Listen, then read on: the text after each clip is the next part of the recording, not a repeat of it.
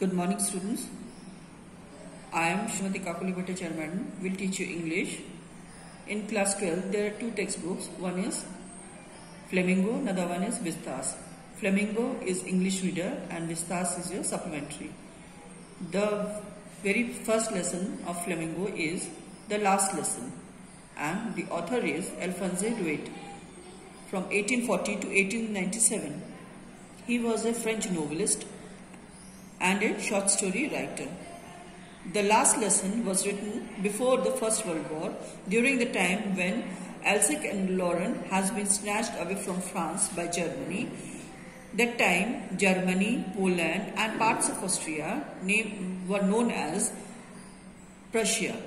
So, this story, the French districts of Alsace and Lorraine have passed into Prussian hands, and due to that, France had to face a war with Prussian people.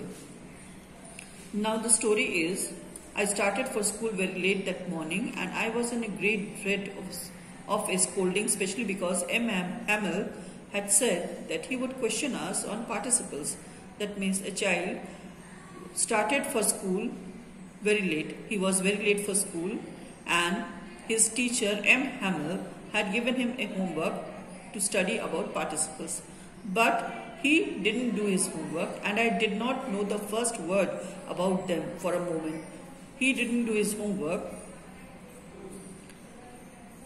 For a moment, I thought of running away and spending the day out of doors. It was so warm, so bright, the birds were chirping at the edge of the woods. This means that the day was very bright, sunshine was very bright. Due to the sunshine's brightness, the day was very hot, and first of all, the child thought of running away from school, not to go inside the school and remain outside and spend the whole day outside by roaming here and there. Outside, the birds were making noise. Chirping means making noise of birds. Noise of birds is known as chirping at the edge of the woods and in the open field back of sawmill. Sawmill where the wooden logs are cut into planks known as sawmill. The Prussian soldiers were drilling. Drilling means march past. The Prussian soldiers were were doing their drills. That means they were having their march past over there. It was all much more tempting than the rule for participles. Tempting, very attractive. That means it was very much attractive than the rule for participles. He gathered little courage and thought to go inside the school. When I passed the town hall, there was a crowd in front of the bulletin board. No sooner he went inside the school, as you all know, that there is a big bulletin board in front of the school. Every notices, every information, whatever the news, whatever comes out through bulletin board only. That means all the information is given through bulletin board only. In front of the bulletin board, for the last 2 years, all our bad news had come from there. The lost battle, the draft, the orders of commanding officer. And I thought to myself, without stopping, what can be the matter now? So, no sooner he entered the school, he thought, what's the matter now? Why such a lot of big crowd in front of the bulletin board? So, he asked himself a question, what can be the matter now? Then, as I hurried by, as fast I could go, the blacksmith watcher who was there with his apprentice reading the bulletin called after me, don't go so fast, Bub. You will get to school in plenty of time. That someone has called back him and shouted that not to run so fast. You will be in your school and you will get plenty of time to be in your school. I thought he was making fun of me and reached Hamil's little garden all out of breath.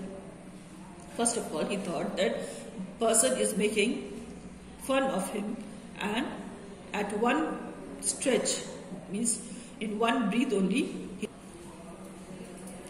When school began, there was a great bustle. As you know, the day of school when the day when the school is, there is such a lot of noise, chaos, just shoutings, all sorts of noises are there, and which can be heard from outside the gate of the school, which could be heard out in the street.